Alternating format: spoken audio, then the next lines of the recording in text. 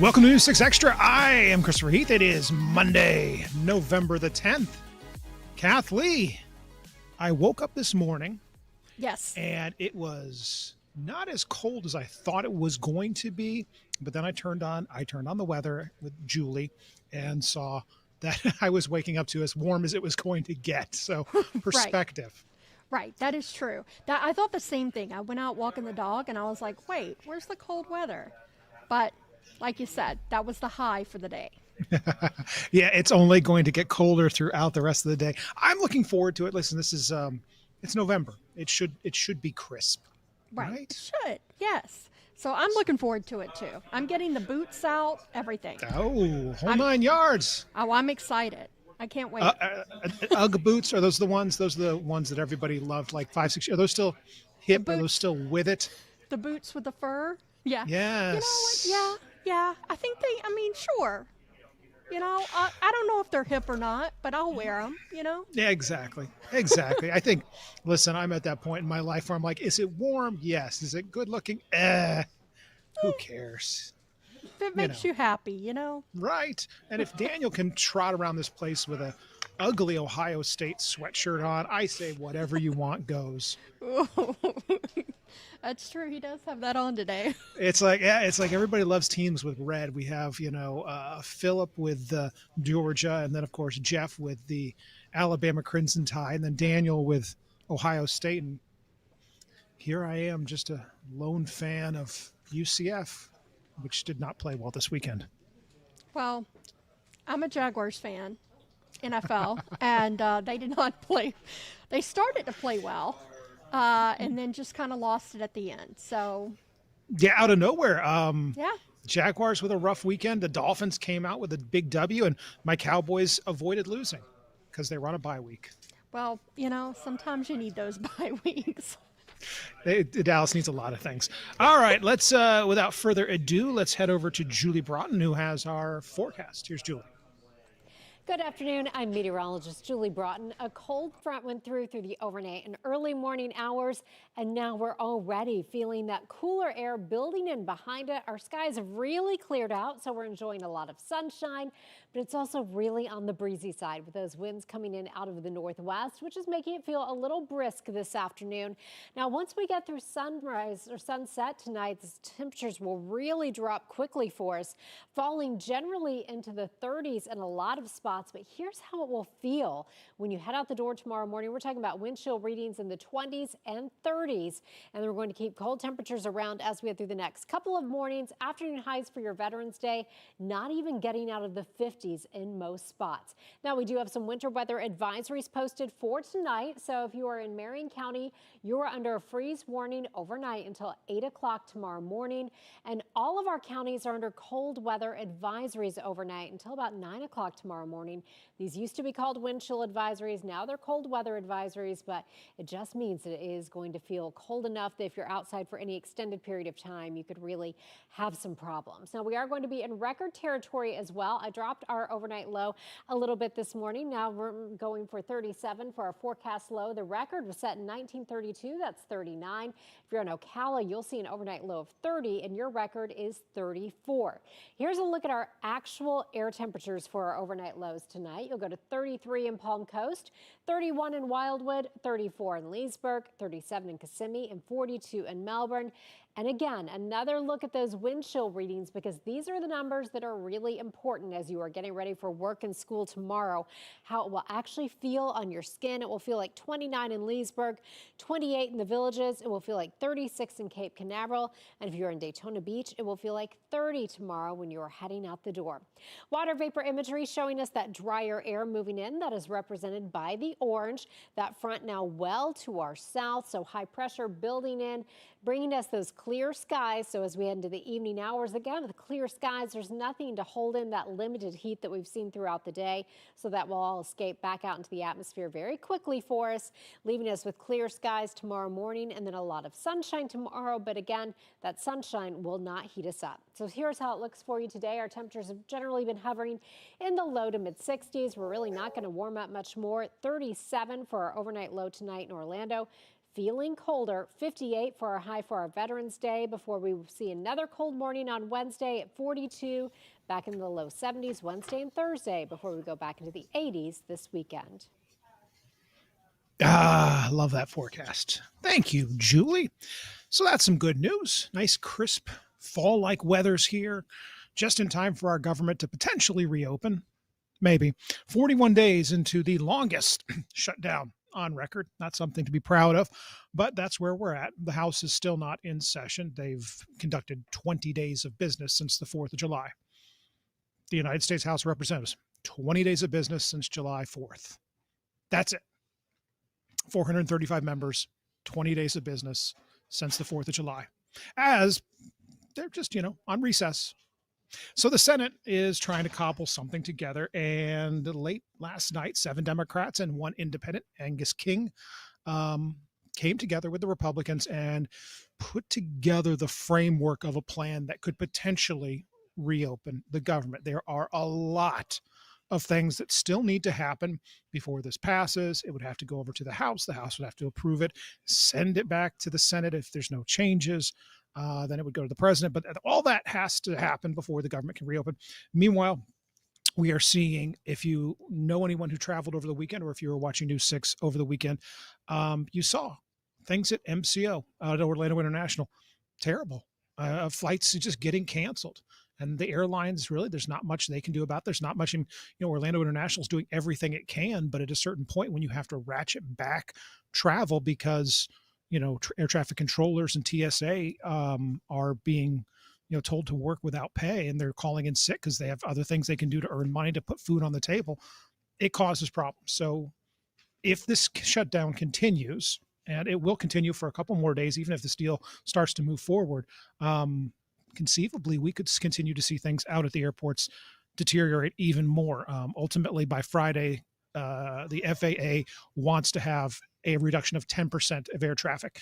To put that in context, Orlando International Airport does about 1,100 flights a day. So you're looking at about at least 110 flights canceled. It's incredible that it's gotten to this far. It's incredible that we've allowed this to happen. Natalie Brand explains, though, what's going on and the small glimmer of hope that might be out there. Senators returned to Capitol Hill this morning with optimism the record-long government shutdown could soon end. 7 Democrats and an independent voted with Senate Republicans late Sunday to advance a House-passed short-term funding measure. The motion upon reconsideration is agreed to. Under a compromise deal negotiated by moderates, that bill would be amended to fund the government through January, reverse shutdown-related federal layoffs, and guarantee back pay to all federal employees. It also includes 3 longer appropriations bills for certain agencies, including agriculture, which funds SNAP. Keeping the government shut down for another week or another month doesn't indicate that there would be any change in the outcome. All it would mean is that more Americans would suffer. The deal also promises a Senate vote on health care in early December, but without a guarantee to extend the Enhanced Affordable Care Act tax credits. A number of Democrats are calling this plan a mistake. You can get 100 votes here in the Senate. Won't mean anything because the House is not going to take it up, and the President of the United States certainly will not sign it. The agreement must still be approved by the Senate and the House. It comes as the impacts of this shutdown are reaching a boiling point for federal workers, air travelers, and those who rely on federal food assistance. Food pantries across the country saw long lines this weekend as the Trump administration ordered states to undo steps taken to restore full SNAP benefits, with a legal fight still playing out. If we don't get SNAP until the shutdown's over, we could end up literally starving. As for those trying to travel, thousands of flights were canceled or delayed this weekend as the FAA began to phase in cuts at major airports. Natalie Brand, CBS News, the White House. So wait and see what happens. Procedurally, as Natalie explains, goes from the Senate to the House. If the House passes it without making any changes, it could go to the president. If the House makes changes, it then goes back to the Senate, where they can either take it as is or they can make their own changes and bounce it back and forth. But, the deadline that then approaches is January 30th, when conceivably we'd be doing this all over again. We're getting new details here closer to home about three teens killed over the weekend in Apopka. As Gerald Baker explains, it kind of shows us what happened and talking to people nearby about what they say needs to happen next for the stretch of road that they say is too dangerous. Now I'm here right off of Welch Road. Now you can see exactly all of the debris from that crash right here. You can still see pieces of the truck. And also, if you come over this way here to this second tree right here, this is where the tree crashed into, and you can still see the tracks from the vehicle right here. Now, Florida Highway Patrol says that the crash happened around 1:30 a.m. Sunday morning. A 17-year-old lost control of his vehicle, a Chevrolet Silverado, while going around a curve on Welch Road. Now that's when he and 5 other male teens crashed into a tree near Wekiva Drive. The FHP says that the two 17-year-olds and a 13-year-old boy died in the crash, and one of them died after being transported to a local hospital. The 3 other passengers were taken to the hospital with serious but non-life-threatening injuries. Residents who live nearby say that they're devastated by the tragedy and constantly see drivers speeding dangerously along the roadway. Now they're hoping that this will bring out more law enforcement officers to monitor the area.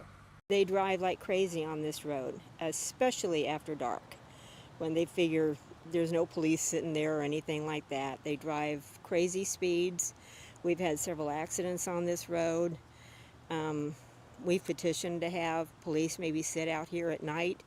Now, troopers are still investigating if speed was a factor, but we did confirm that 4 of the passengers in the vehicle were not wearing seatbelts, according to a crash report. Here in Apopka, I'm your community correspondent, Jarrell Baker. All right, stay with us. Lewis Bolden has a threat, well, scheme, I guess I should say, targeting Uber drivers, dog ATMs, and the Wizard of Oz.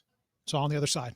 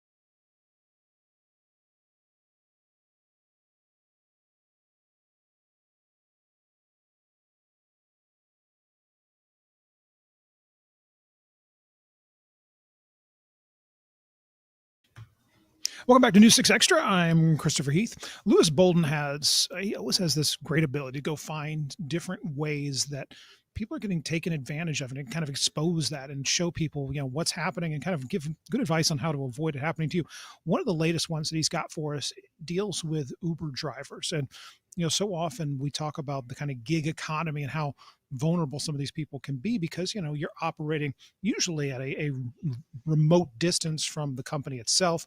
You're not a full-time employee, those kinds of things.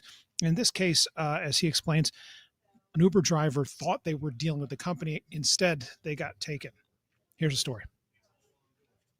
This just really caught me off guard. LaPersineri made it to a location to pick up a rider when he says he got a call from someone claiming to be Uber support, telling him he was under investigation for alleged drinking on the job. I'm confused and in shock, and they were going to look into the actual rider's account who made the report. He says after about half an hour of being questioned, they determined the claim was false, so they offered to credit his account for his time off the road. They had him open his Uber wallet and directed him to enter what appeared to be a gift card number. But instead of a credit, they drained his account of the $489 in his wallet. Now I'm in shock, total shock, like, oh my God, what just happened? LaPersineri says he immediately reported it to Uber and filed a claim to have his money reimbursed. But it was denied because there was no indication of account takeover. It was a very, very sophisticated, social engineered scam. LaPersineri has since learned in Uber and Lyft Facebook groups that similar schemes have happened to other drivers. News 6 reached out to Uber asking if it is warning drivers about the schemes. A spokesperson responded via email. Uber routinely sends reminders to never share personal account information, such as passwords or verification codes, with anyone, and we will never ask you for this information. Remember, don't fall for the scheme, don't get ripped off, but if you do, email me at theinvestigators@WKMG.com. I'm Louis Bolden, News 6. I gotta tell you, Kathleen, when this one came up this morning, dog ATMs in Florida, my initial thought was an ATM where you could go and get a dog. You know, you go and like a vending, I guess that'd be more of a vending machine. Right. But, you go up and you punch in, G14 and a Labradoodle just pops out. Just, yeah. Probably inhumane and probably not a good idea. But that's, right. it says dog ATMs in Florida. And I thought if any of the states in the United States was going to invent some sort of dog vending machine, it would be that. But then you and I had a conversation about this. You're like, no, this is something a little bit different. Right. They go and they get a little treat. Right. Like a pup cup type thing. Kind of like a pup cup. Yes. So I don't know that it would encourage me to go into the bank, especially with my dogs who are both ambulatory lunatics, but still it's an idea. It is an idea. I like it. I don't know that my dog would be comfortable. She's very skittish and gets scared at everything, like even her own shadow. Like she's very skittish. She's a tiny dog, so everything scares her. So she would probably be like, "What is this sorcery going on? Like, what is this?" I think she'd be a little freaked out. Right. But I would take her in there. I mean, it would bring me into the bank to at least try it. So. There you go. All right, here's Christian Benavides with the dog ATM. For John Kay and his 3-year-old rescue pup Harley, a trip to the bank means a stop at the ATM, the automated treat machine. It's good for the community, for everybody to get together with their dogs and hang out. It's a dog treat dispenser made to look like ATMs that perform financial transactions for humans. Paul Ron is vice president and store manager at TD Bank in Coral Gables, Florida. The dog would walk up and stand on the mat. He or she would stick their snout in the bowl. They can be hard to navigate for some dogs, as we discovered. But the point is not just about the pets, rather about their people. Unplugging from the digital banking world to step into store branches. For us, it's about creating innovative experiences for our customers. It also gives us an opportunity to have yet another point of interaction. These treat dispensers will soon be available at more than a dozen locations nationwide, from here in Florida up to Maine. At Capital One, it's what's in your wallet and in your cup. Honestly, I'm here probably 3 times a week. This cafe in New York City is one of more than 60 with the Capital One name across the U.S. Cardholders like Isabella Galati get a discount on the coffee, but the atmosphere is free. It's so accessible, and I love all the windows and the drinks and people, so I really like it here. We create, first of all, a very open and welcoming design, but we also enable people to sit side by side on a couch over a cup of coffee with one of our ambassadors to talk through money matters and financial needs in general. Whether it's the human touch or the canine extras, banks are now looking to the brick and mortar to reconnect with customers. Cristian Benavides, CBS News, Coral Gables, Florida. Coral Gables, Kathleen. That's all you needed to say. Coral Gables. That's where that's at. Yeah, I don't know. I still like, how much banking do you really want to do? You know? Well, yes, I can't remember the last time I actually went into the bank, which is why they're doing these things, right? But it's been a while. I'm trying to think of the last time I went into a bank. I want to say we were buying something and we were paying cash, and I needed to go get cash for it. Nothing illegal, I should preface by saying. I was not trying to conceal my tracks. It was a tiara with pearls that Kathleen was trying to sell me. That's what it was. Oh, that's what it was. Oh, yes. She was demanding cash for it. And right. No questions. No, it was for something else. I was trying to. I think we were getting some work done on my wife's car, and a friend of ours was going to do it, and I was just going to pay him in cash because it's how you do that. I write him a check, I guess. But I think that was the last time I was in a bank. But I don't know. Like, I don't have. It's not like I'm moving around, a fortune here, and I need to go in and spend 30 minutes deciding whether I need to move this money to this high-performing CD and take some money off my offshore account. No, that's I'm the same way too. I think the last time I went in is I needed to get a new debit card because my other one literally broke in half. So I think that was the last time. But most of the things you can just do online, so that's more convenient. But, they got baristas in there now and dog ATMs and all kinds of fun stuff. You know what you would need cash for? Segue time. Purchasing the hat from the Wizard of Oz. It is up for auction. The original hat worn by Margaret Hamilton as the Wicked Witch of the West in the 1939 original The Wizard of Oz. Fun fact, not so fun, I guess I should say. Margaret Hamilton in the scene where Dorothy throws water on her, and she's like, I'm melting.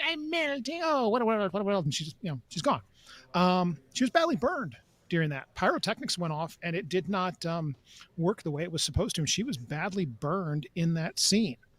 So anyway, not so fun fact. I had no idea that actually happened. Oh my goodness. That makes you think twice when you watch that. It's an interesting movie. Well, you and I are about of the same generation that it was. Right. If you put on Dark Side of the Moon, you wait for the lion to roar 3 times, then you start Dark Side of the Moon, it like syncs up.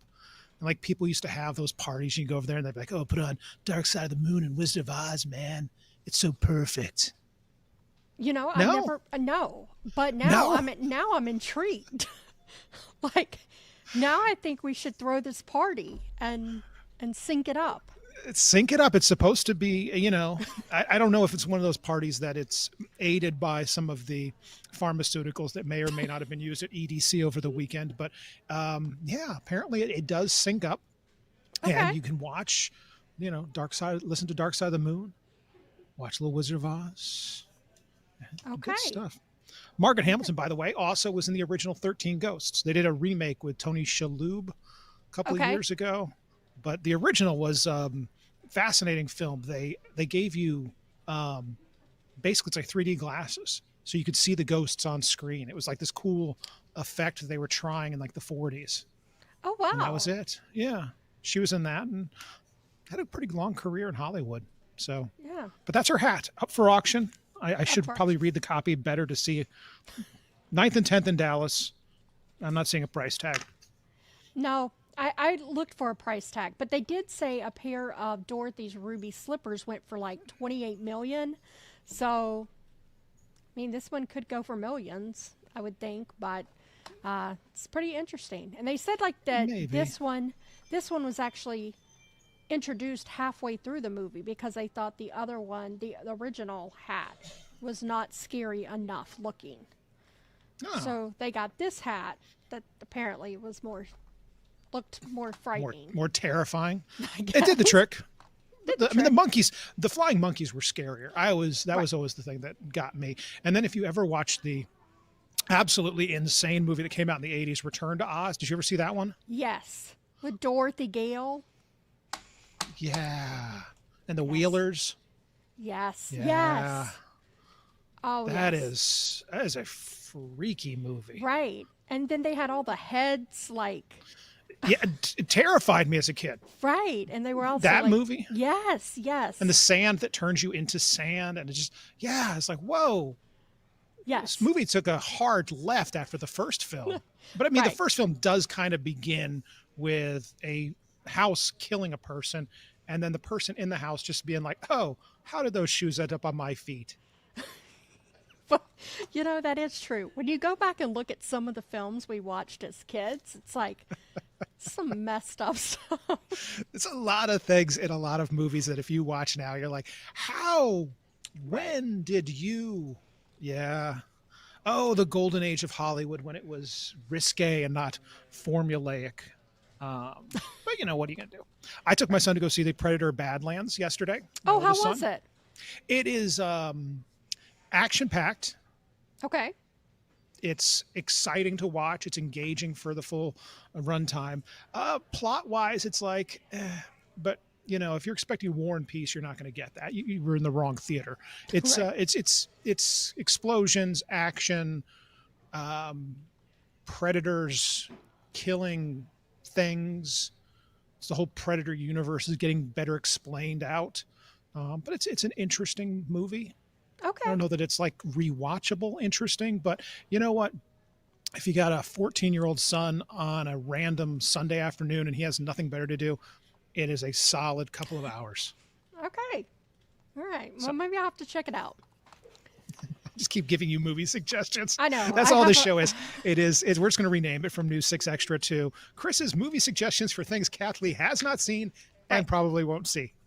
Well, you join know, it. there's a list out there. I'm slowly working through it. We join Chris now going off about Oliver Stone's Nixon, starring Anthony Hopkins. And Chris, what are your thoughts on that? Great performance. I don't know why I changed my voice there. That's myself playing me as somebody else.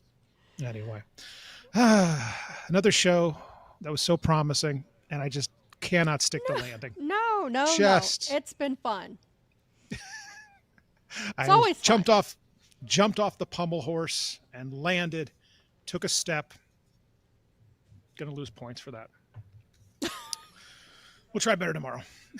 Kathleen, thank you so much for You're doing this. welcome. As always, we will be back to do it again tomorrow. Thank you to Julie for this fantastic weather. Stay warm out there. It is going to get really cold tonight in some of our northern counties down into the 20s. So that would be freezing.